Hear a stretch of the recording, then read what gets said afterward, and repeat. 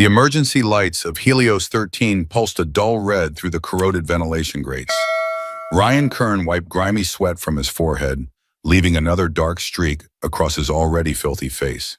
His hands, calloused and scarred from years of improvised repairs, worked methodically on the gravity generator's exposed innards. Without proper tools, he'd fashioned a makeshift magnetic resonator from scavenged parts. The third one this month. "Hold together, you piece of junk," he muttered, tightening the final connection. The generator hummed to life, its vibration changing from an erratic stutter to a steady drone. Ryan exhaled. Another day with artificial gravity was a luxury in this forgotten sector of the colony.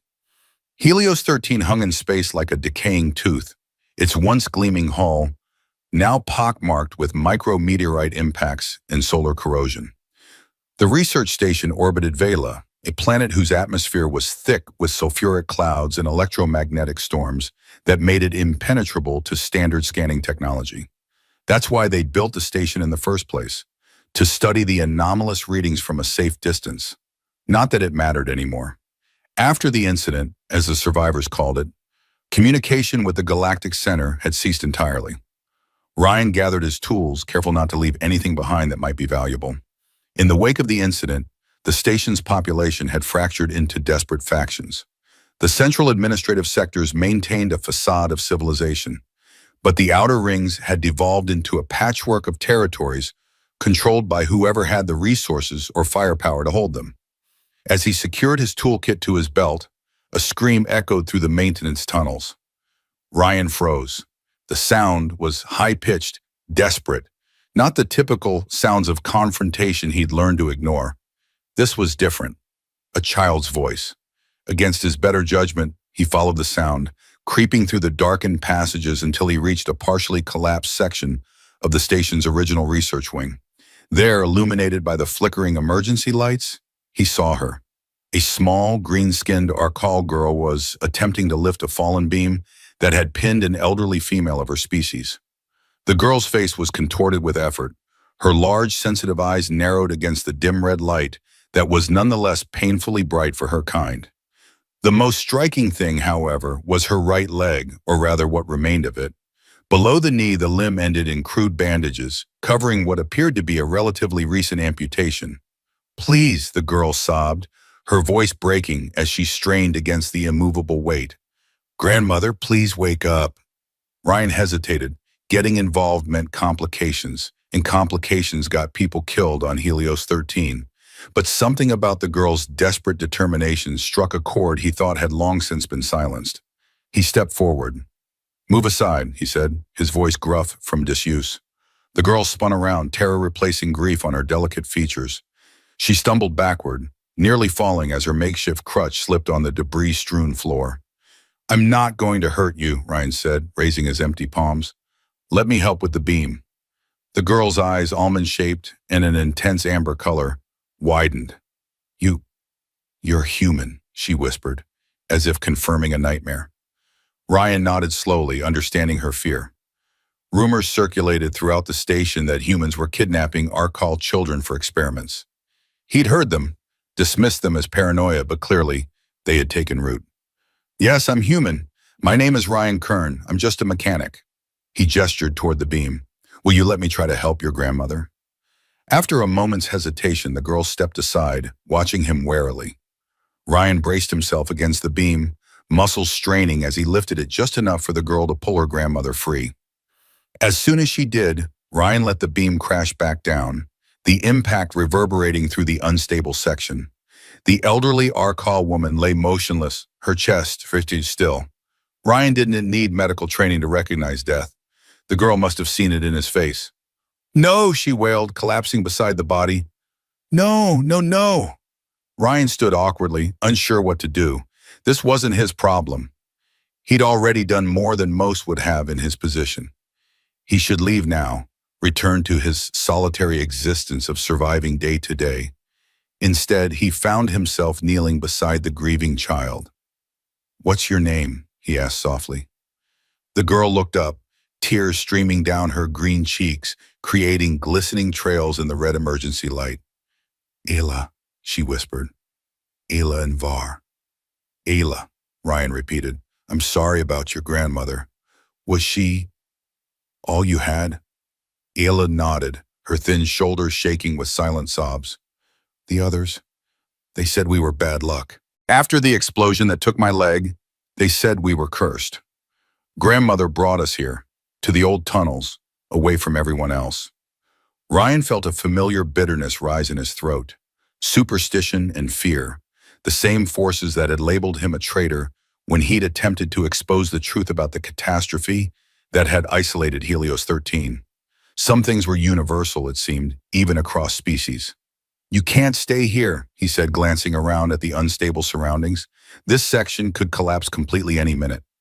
I have nowhere else to go, Ella replied, her voice small but with a stubborn undertone that reminded Ryan of someone he'd once known, someone he'd failed to protect.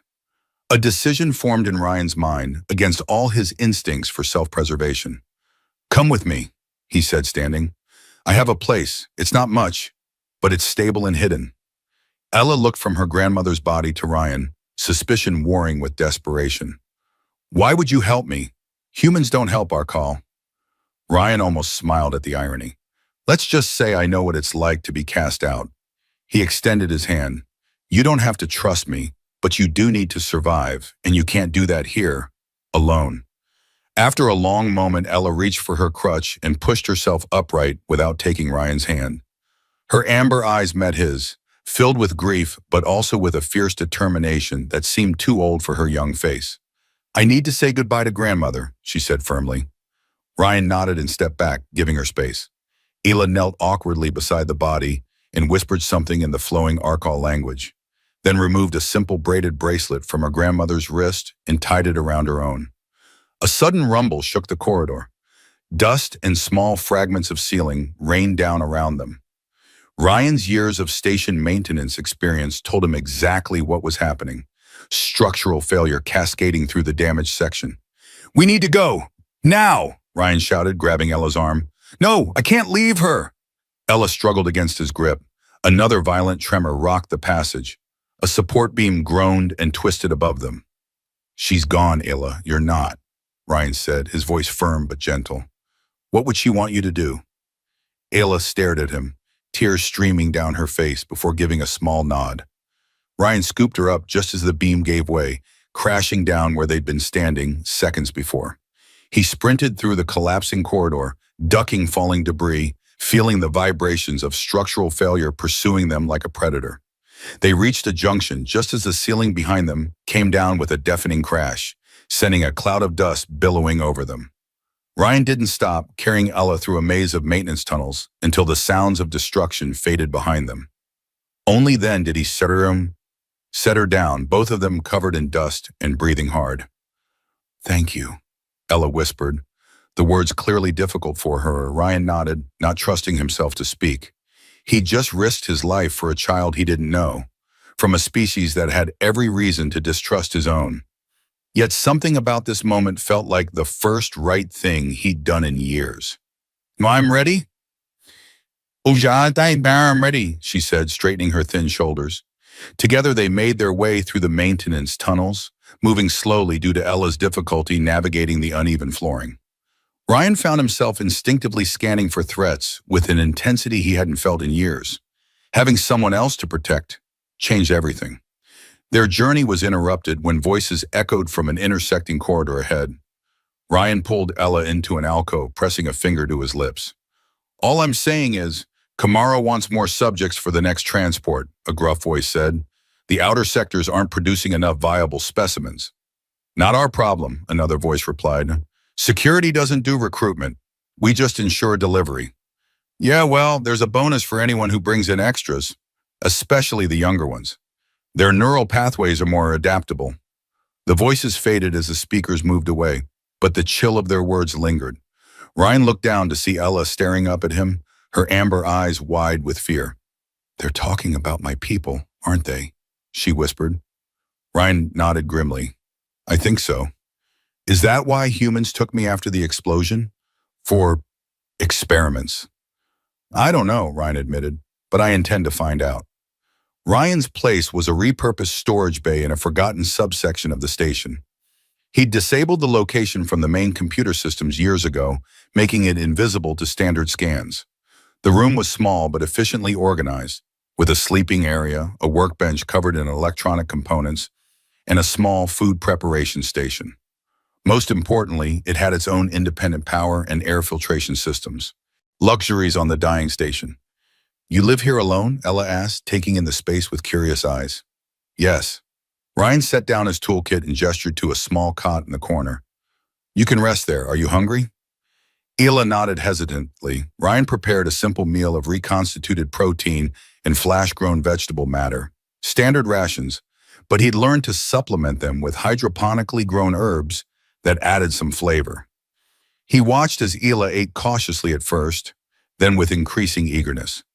"Why do you have so many machines?" she asked between bites, nodding toward his workbench.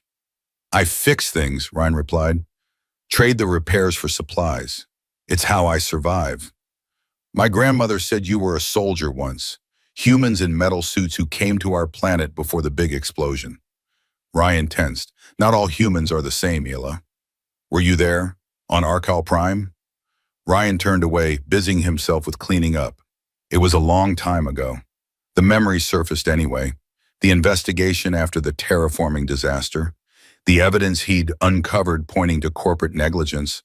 The subsequent cover-up that had painted him as incompetent at best, treasonous at worst. "I want to learn to fix things too," Ella said suddenly. Ryan looked at her in surprise. "Which are?"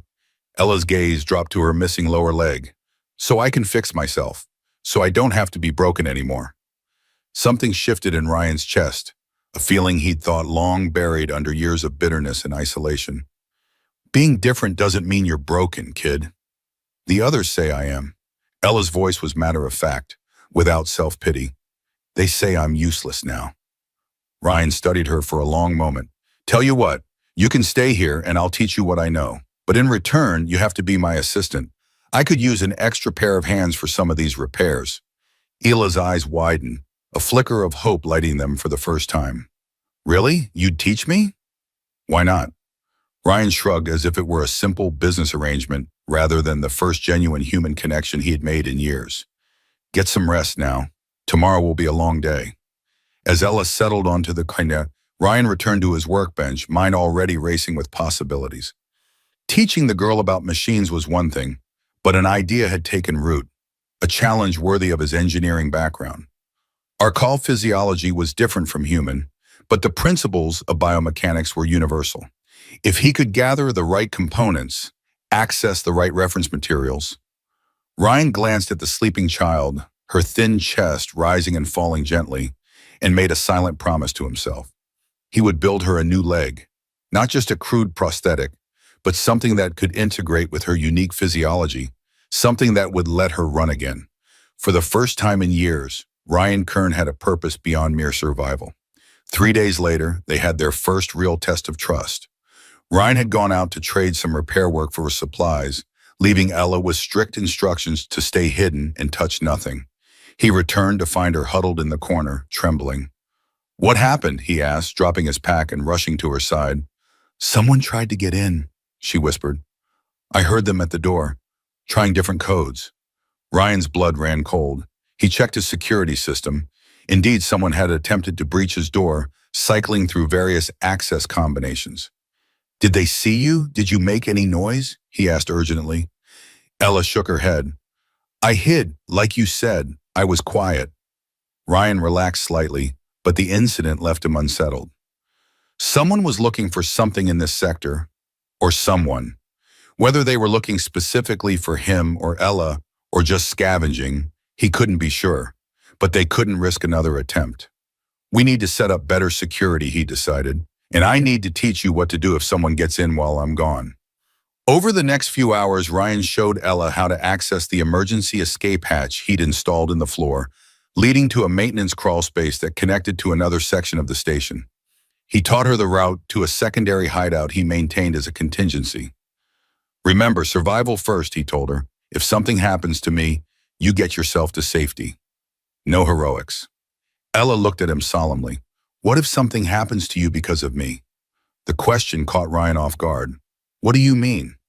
The others, my people, they said humans were the enemy, but you helped me. Her amber eyes studied him intently. Now you might be in danger too. Ryan considered her words. Sometimes, Ella, the real enemy isn't a species or a faction. It's the people who profit from making us fear each other.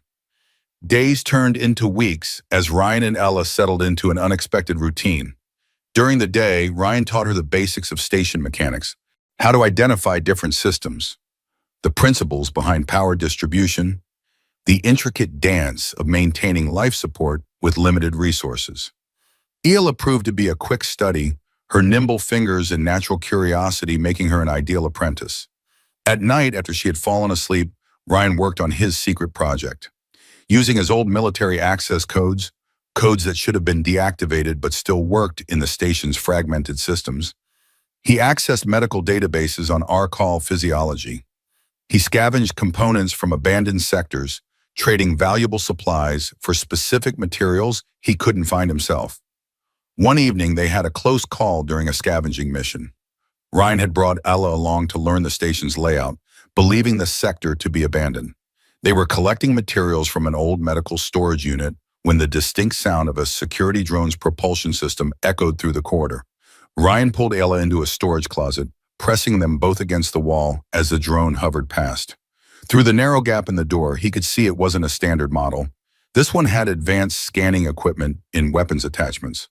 Ella's breathing quickened, her body trembling against his. Ryan placed a steadying hand on her shoulder, silently willing her to remain calm. The drone paused, its sensors sweeping the area. For a terrible moment, Ryan thought it had detected them. Then mercifully, it continued on its patrol route. They waited in the darkness for what felt like hours before Ryan deemed it safe to move. As they made their stealthy way back to their hideout, Ella suddenly stumbled, her makeshift crutch slipping on a patch of fluid leaking from an overhead pipe. She fell with a cry of pain, the sound echoing loudly in the empty corridor. Ryan froze, listening intently for any sign the drone had heard. A distant mechanical whir confirmed his fears. It was returning to investigate. I can't run fast enough, Ella whispered, panic in her voice. Without hesitation, Ryan lifted her onto his back. Hold tight and stay quiet, he instructed, then took off at a sprint through the maintenance tunnels he knew by heart. The drone pursued, its motors whining as it accelerated. Ryan ducked into a narrow service duct, one barely wide enough for him to squeeze through, and certainly too small for the drone to follow. They crawled through the claustrophobic space, emerging in a different sector entirely. That was too close, Ryan muttered, as they finally reached the safety of their hideout. We need to be more careful. Ella nodded solemnly. I'm sorry I fell. Ryan looked at her, seeing the frustration and shame in her expression. That wasn't your fault, he said firmly, but it does show why we need to speed up our special project. One evening, as they shared a meal, Ryan pulled something from his pocket, a small, spherical object made of woven synthetic fibers. What's that? Ella asked, her amber eyes curious. It's called a ball, Ryan said, bouncing it on the floor. It rebounded into his hand with a satisfying thump. Humans use it for games, for fun. Ella watched fascinated as Ryan demonstrated a simple game of catch, tossing the ball against the wall and catching it as it bounced back. Want to try? He offered, holding the ball out to her. Ella's expression fell, her gaze dropping to her missing leg. Sorry, sir, I can't play ball, she said, the words carrying a weight beyond her years. Ryan knelt before her, placing the ball in her small green hand. Not yet, he said with a confidence that surprised even him. But you will, I promise. Ella looked skeptical but clutched the ball tightly. How? I'm working on something, Ryan admitted. A surprise, but I need your help with some measurements first. Over the next few days, Ryan took precise measurements of Ella's remaining leg and the healed stump of her right limb. He created a three-dimensional model using the holographic projector he'd repaired months earlier, refining the design based on his growing understanding of ARCAL musculature and nerve responses. The breakthrough came when Ryan discovered an abandoned medical research lab in the deepest part of the station's science wing. Most of the equipment had been stripped, but in a sealed container marked for disposal, he found what he'd been searching for: experimental neural interface components designed specifically for ARCAL patients. The components had been part of a research project studying adaptive prosthetics for species with non-human nervous systems. As Ryan examined one of the interface modules, a sudden power surge coursed through the device. A sharp electric shock jolted through his hand, sending him staggering backward. Pain lanced up his arm, and for a moment, his vision blurred. "Damn it," he hissed, examining his hand. An angry burn mark traced across his palm where the device had discharged. Station power fluctuations were common, but this seemed targeted, almost as if the security systems were still active in this section. Ryan quickly gathered the components, more carefully this time, using insulated tools from his kit. As he worked, he couldn't shake the feeling of being watched. The abandoned lab, once a place of healing and research, now felt oppressive, as if the walls themselves were recording his presence.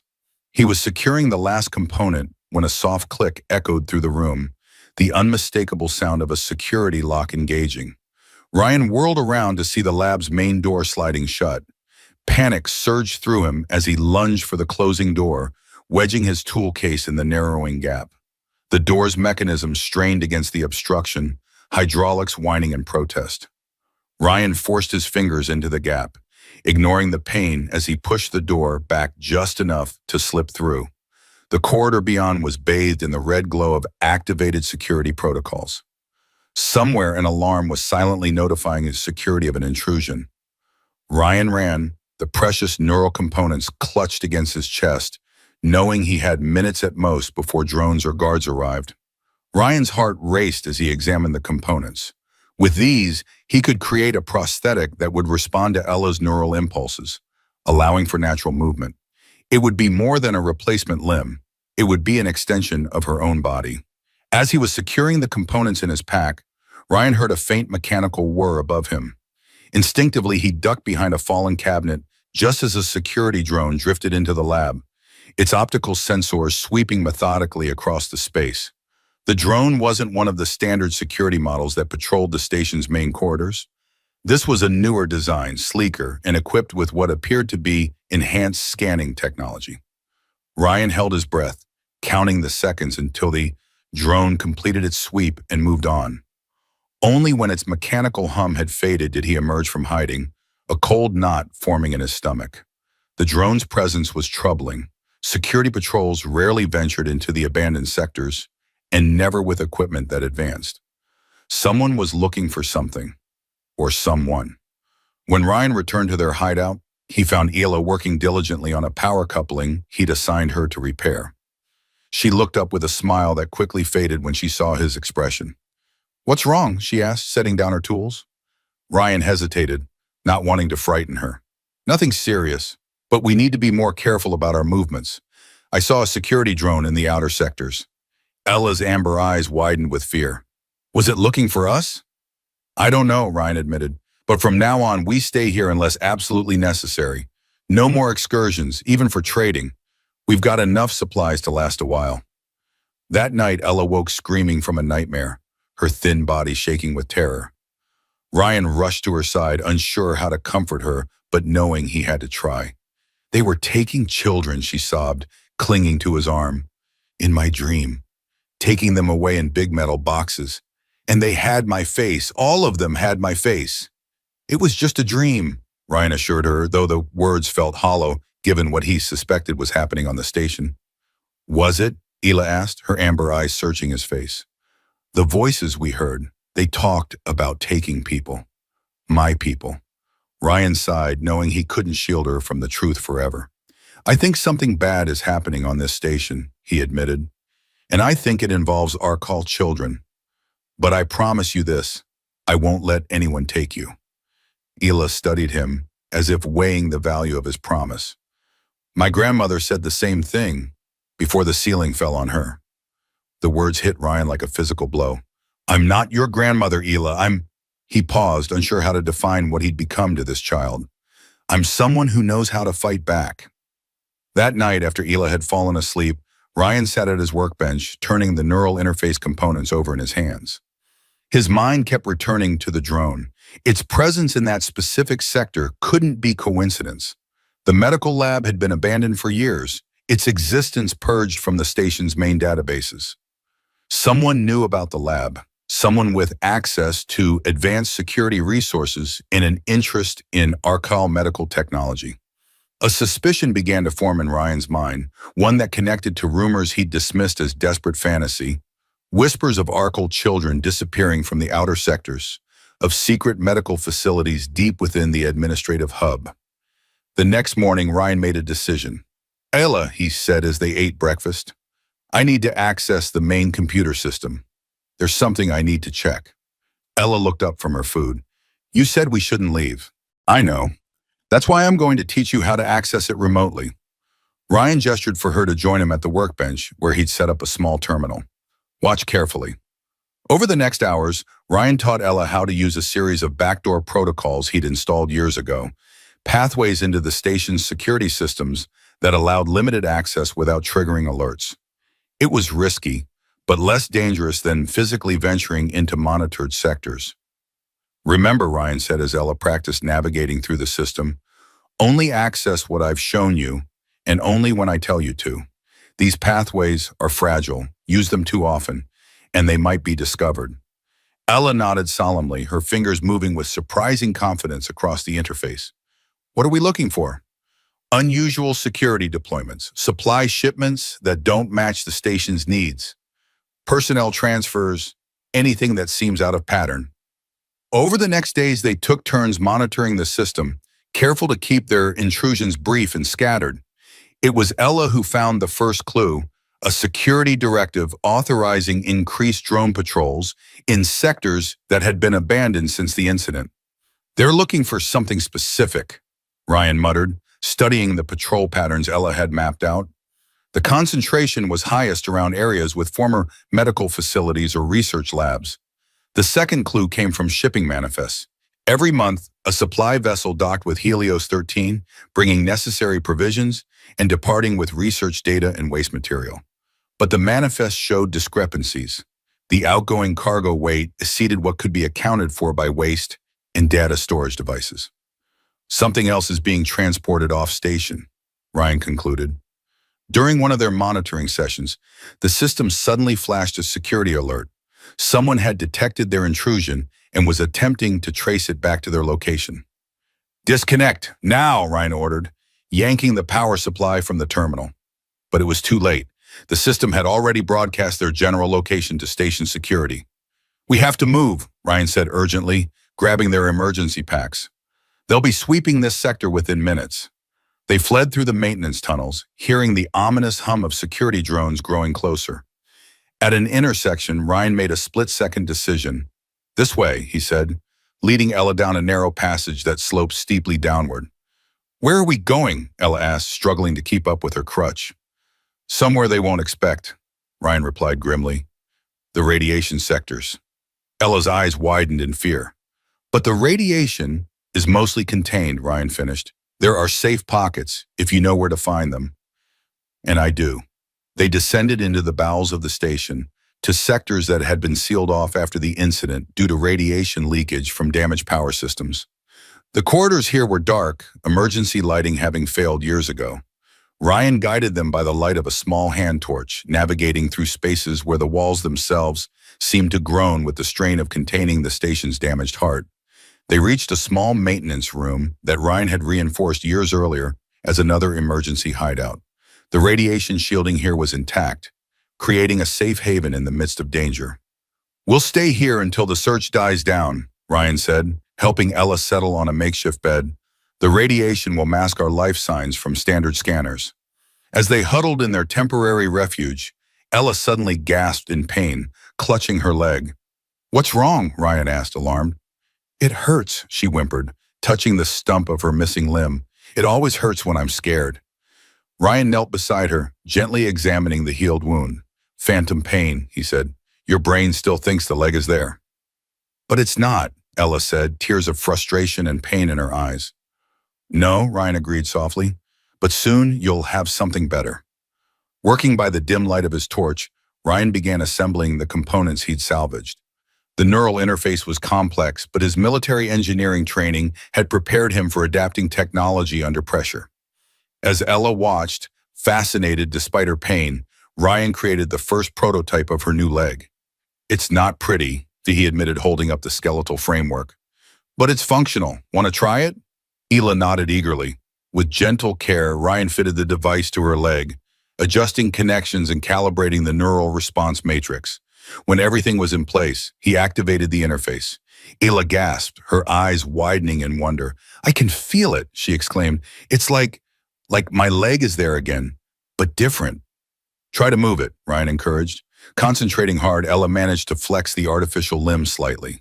It wasn't much, but it was a beginning. The smile that lit her face was worth every risk Ryan had taken. You did it, she whispered in awe. No, Ryan corrected, we did it. This is just the prototype. The real one will be much better. For 3 days, they remained in the radiation sector, Ryan working continuously to refine the prosthetic while Ella practiced using it. Each adjustment improved her control, though the interface was still rudimentary. They would need better components and a safer workshop to create the final version. On the 4th day, Ryan determined it was safe enough to return to the station proper. The security sweeps had moved on to other sectors, the algorithm of the search pattern suggesting they'd been written off as a false alarm. As they prepared to leave their radiation hideout, Hila suddenly grabbed Ryan's arm. Listen, she whispered. Through the walls came a faint sound, a rhythmic tapping that couldn't be attributed to the station's normal mechanical functions. Ryan pressed his ear to the wall, concentrating on the pattern. It's a distress code, he realized with shock. Military standard. Someone else is down here? Hila asked. Ryan nodded grimly. And they need help. The final piece fell into place when Hila discovered a restricted medical directive. Using Ryan's highest level access codes, she managed to decrypt part of the document, enough to reveal its purpose, a station-wide screening program for all Arcall residents under the guise of health monitoring, with specific flags for identifying viable specimens with compatible physiology. Ryan felt sick as the implications became clear. They're selecting Arcall children for something. And I think I know what. He explained to Ella what he'd pieced together. How Administrator Volt Camaro, the station's chief authority, had established a black market operation trading in biological components. The health screenings were actually assessments to identify Arcall children with specific physiological traits valued in certain medical procedures. Like my leg? Ella asked, her voice small but steady. Ryan shook his head. No, this is different. They're not looking for injured individuals. They're looking for specific genetic markers. Your injury probably saved you from being selected. Hila was quiet for a long moment, absorbing this information with a composure that belied her age. What do we do now? Ryan had been asking himself the same question. The responsible thing would be to forget what they'd discovered, to focus on their own survival. But the thought of other children being taken, processed like cargo. We gather more evidence, he decided, concrete proof that can't be dismissed or covered up. Then we find a way to transmit it throughout the station. It was a dangerous plan. If they were discovered, Camaro would eliminate them without hesitation. But Ryan had spent years hiding from responsibility, from the consequences of speaking truth to power. He wouldn't make the same mistake again. For the next week, they worked methodically, gathering data fragments and assembling them into a comprehensive picture of Camaro's operation. They identified the screening centers, the processing facilities disguised as medical clinics, the secure areas where selected children were held before transport. One night, as they sifted through security footage Ryan had managed to intercept, Hila suddenly pointed at the screen. There! That woman! I know her! Ryan looked closer at the figure Ella indicated. A tall, stern-looking human woman in a medical uniform, escorting a group of Arcall children through a secure corridor. How do you know her? He asked. She came to our settlement after the explosion, Hila explained, her voice tight with remembered fear. She examined all the children. She's the one who said my leg couldn't be saved. Ryan studied the woman's face, a cold suspicion forming. Did she recommend any children to be taken to the station for advanced treatment? Ella nodded slowly. Several. They never came back. Ryan's hands clenched into fists. The depth of the betrayal was staggering, medical personnel using their position of trust to identify and select victims for Camaro's operation. "We need to find out who she is," he said, his voice hard with anger. "She's a key link in the chain." Using the station's personnel database, they identified the woman as Dr. Lena Voss, Chief Medical Officer for the outer sectors. Her record showed a spotless career of humanitarian service, a carefully constructed facade that hid her role in Camaro's operation. "She'll be making rounds in Sector 7 tomorrow," Ryan noted, checking the medical schedule. "If we can access her personal files, we might find direct evidence linking her to Camaro." "That sector is heavily guarded," Ella pointed out. Ryan nodded grimly. "Yes, but I have a plan." The next supply vessel was scheduled to dock in 3 days. According to the patterns they'd identified, that's when the selected children would be moved off station. "We need to get inside the administrative hub," Ryan said, studying the security schematics. "That's where they'll keep the transport authorization codes. Without those, the children can't be moved." "But you said the hub is too heavily guarded," Ella reminded him. Ryan nodded grimly. "It is, for most people." He walked to a storage compartment he'd kept locked since Ella's arrival and entered a complex code. The compartment slid open, revealing a suit of military-grade armor, battered and modified, but unmistakably the equipment of an interstellar army investigator. "You really were a soldier," Ella whispered. "Investigator, Minin," Ryan corrected, running his hand over the armor's surface. "This suit has capabilities that can bypass most of the hub's security measures. I never thought I'd wear it again, but it's our only way in," Ella finished for him. Ryan looked at her, seeing the understanding in her eyes. "I'll go alone. You'll stay here where it's safe." "No," Ella's response was immediate and firm. "I'm coming with you." "Ella, it's too dangerous. Those are my people," she interrupted, her amber eyes flashing. "My people who are being taken. I need to help save them." Ryan wanted to argue, to insist on protecting her, but he recognized the determination in her stance. It was the same determination that had driven him to expose the truth years ago, regardless of the consequences. "All right," he conceded, "but you follow my instructions exactly. No deviations, no heroics." Ella nodded solemnly. "I promise." They spent the next day preparing. Ryan serviced his armor, ensuring all systems were operational. He showed Ella how to use the emergency beacon built into his helmet, how to activate the armor's distress protocols if they were separated. On the night before the supply vessel's arrival, they made their move. Ryan, clad in his armor with its faceplate obscuring his identity, carried Ella through the maintenance tunnels. Her small form was hidden beneath a service technician's cloak, making her appear as nothing more than equipment on his back.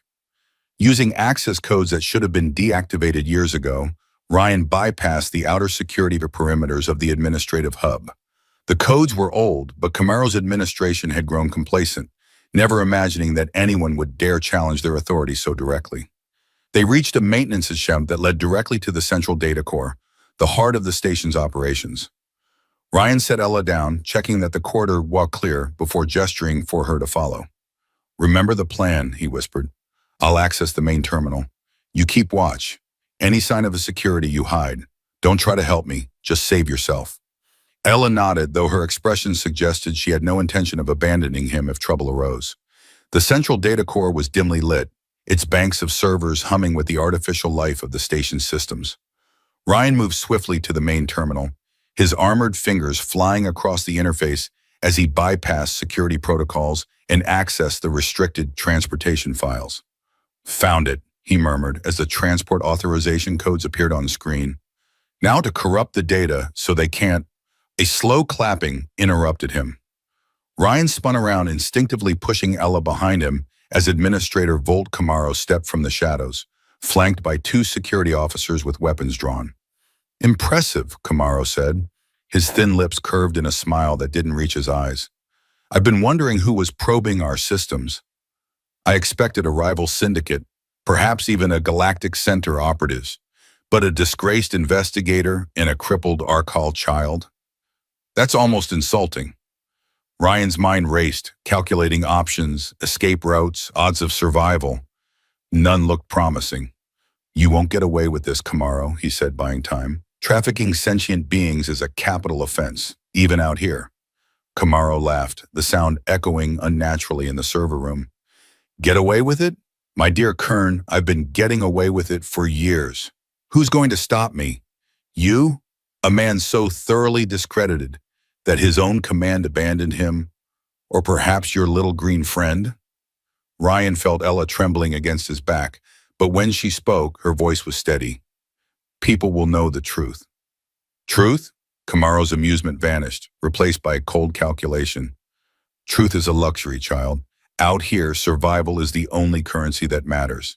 And what I provide is very valuable to certain parties who ensure our little station continues to receive the supplies it needs.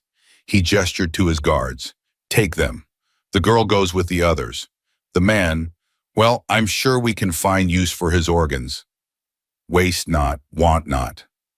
As the guards advanced, Ryan prepared to fight, knowing it was hopeless but determined to give Ella a chance to escape. But before he could move, the lights in the data core flickered, then died, plunging the room into darkness broken only by the blinking indicators on the server banks. In the confusion, Ryan heard a familiar voice in his helmet comm, a voice he hadn't heard in years. Down, Ryan, now! Years of military training took over. Ryan dropped, pulling Ella to the floor with him, just as a series of precise shots cut through the darkness. The guards fell without a sound. When emergency lighting activated seconds later, Camaro was backed against a server bank, a blade at his throat held by a figure in stealth combat gear.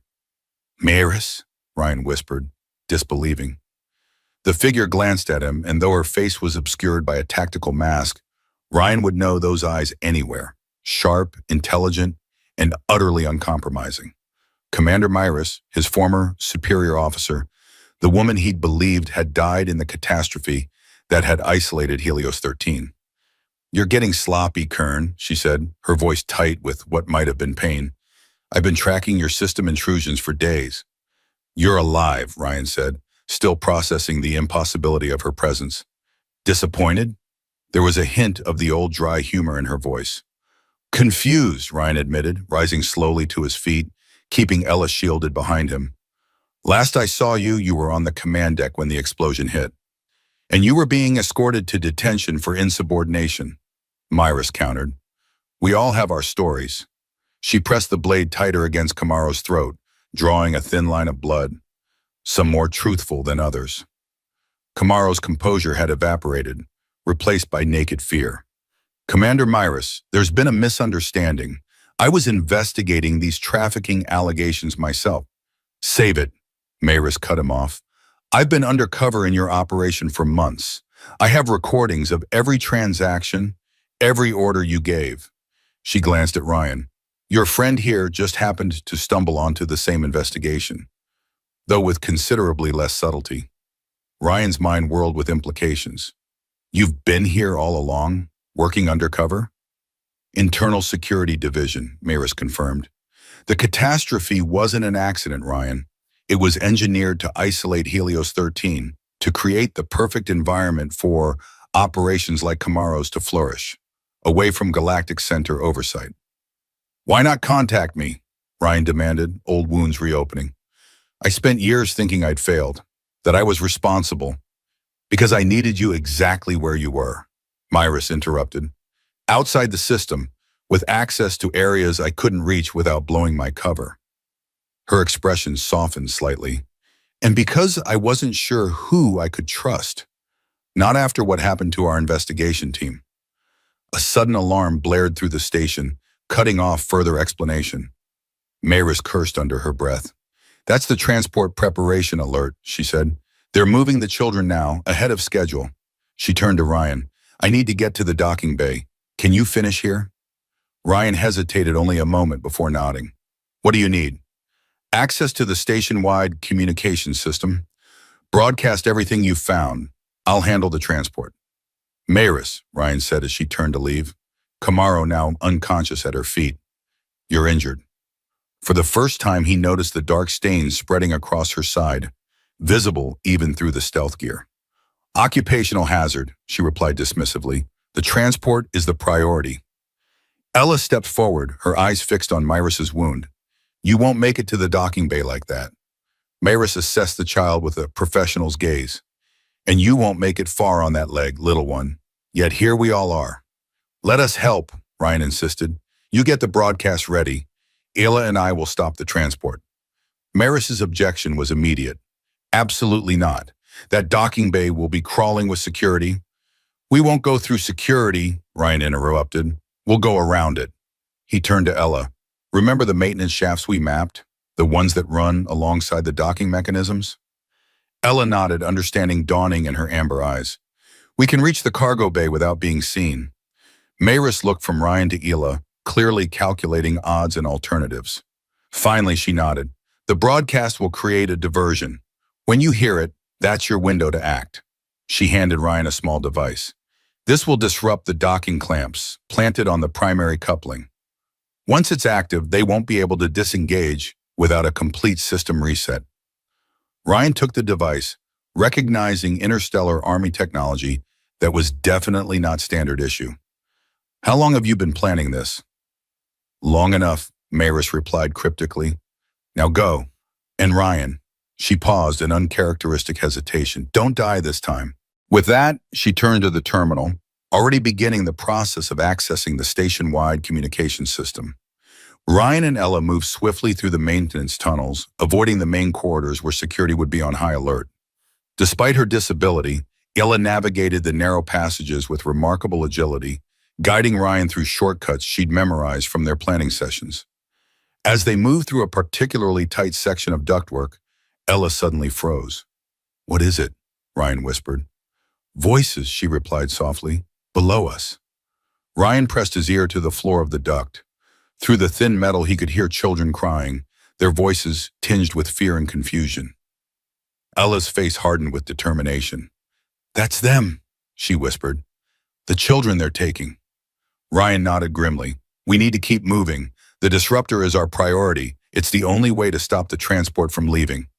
They reached a ventilation shaft that overlooked the cargo bay just as Maris's broadcast began, her voice echoing throughout the station, laying bare the details of Camaro's operation. Below them, chaos erupted as confused security personnel tried to determine the source of the broadcast, while simultaneously preparing the transport vessel for emergency departure. Through the grating, Ryan could see them, a dozen Arcall children, their thin bodies clothed in medical gowns, being herded toward the waiting transport by armed guards. Some were crying, others moved with the vacant expressions of heavy sedation. There, Ella whispered, pointing to the primary docking coupling, a massive mechanical arm that secured the transport to the station. But it's in the open. How will we reach it? Ryan studied the scene, calculating angles and timing. We need a distraction, something big enough to draw all attention away from the coupling. Ella's amber eyes narrowed in thought, then widened with sudden inspiration. The cargo loaders, if they malfunction. Perfect. Ryan accessed his armor's targeting system, calibrating it to lock onto the hydraulic lines of the massive cargo loading mechanisms was positioned near the transport's entry ramp. One precise shot would rupture the lines, causing a catastrophic pressure failure. When I fire, I want you to stay here, Ryan instructed. I'll place the disruptor and come back for you. Ayla shook her head firmly. We go together. I'm smaller. I can reach places you can't in that armor. Before Ryan could argue, Ella had already begun removing the ventilation grate. Her determination reminded him painfully of his younger self. Idealistic, stubborn, certain of the rightness of his actions. Fine, he conceded, but at the first sign of serious danger, you hide. That's an order.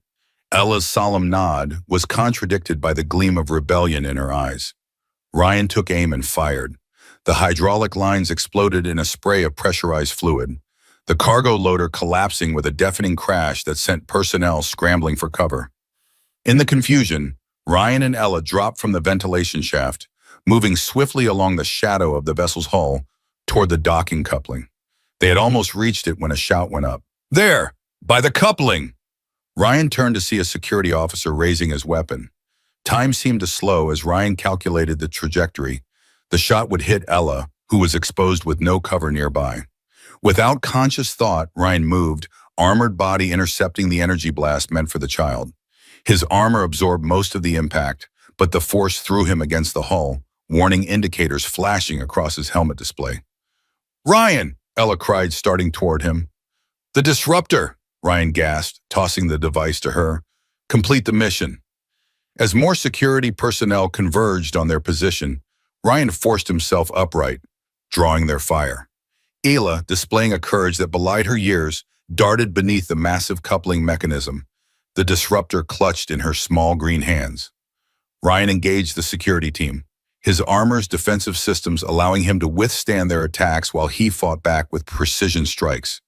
He was outnumbered, outgunned, his armor's power reserves dropping with each hit it absorbed. But he only needed to buy Ela enough time. A triumphant cry came from beneath the coupling. It's done! Moments later, alarms blared as the disruptor activated, sending cascading failures through the docking systems. The transport vessel's engines powered down, emergency lockdown protocols engaging automatically. Ryan fought his way to Ella, scooping her up as they made for the nearest maintenance access. They were almost there when Administrator Camaro appeared, blood streaming from a head wound, a high-powered disruptor pistol in his hand. You've ruined everything, he snarled, raising the weapon. At this range, even Ryan's armor wouldn't provide adequate protection. But before Camaro could fire, a blade sprouted from his chest. His expression shifted from rage to confusion as he looked down at the metal protruding from his sternum. Behind him stood Myris, her face pale from blood loss, but her eyes clear and cold. That's for the investigation team, she said quietly as Camaro collapsed. Myris staggered, and Ryan moved to support her, still holding Ella with his other arm. The broadcast, he asked. Complete, Myris confirmed. Every resident of Helios 13 now knows exactly what's been happening. The evidence is overwhelming. Recordings, financial transactions, medical directives. Camaro's entire operation exposed. Security forces were converging on their position, but something had changed. These weren't Camaro's personal guards. These were regular station security personnel, and they looked confused, uncertain. One of them, a Sergeant Ryan recognized from the outer sectors, stepped forward. Commander Myris, we've received your transmission. Is it all true? Myris straightened, summoning her command presence despite her injury. Every word, Sergeant. Administrator Camaro has been operating a trafficking ring under the guise of humanitarian aid. These children were to be the latest shipment. The sergeant looked to the frightened Arcal children, still huddled by the transport, then back to Myris. Slowly, deliberately, he lowered his weapon. What are your orders, Commander? 1 year later, Ryan stood on the observation deck of the newly renamed Helios Research Academy, watching students cross the central courtyard below. The station had transformed in the months following Camaro's death and the dismantling of his operation. With communication restored to the Galactic Center, proper resources had finally reached the isolated outpost. Ryan had been officially exonerated, his original findings about the catastrophe confirmed by Myris's more extensive investigation. The corruption had run deeper than anyone had imagined, reaching into the highest levels of the corporate military complex that administered this sector of space. Now Ryan served as the Academy's chief technical instructor, training a new generation of engineers and technicians. His gaze followed a particular figure moving across the courtyard, a young Arcal girl running alongside her classmates. Her movements fluid and natural despite the advanced prosthetic leg that gleamed in the artificial light. Ela had been his first successful case, but not his last.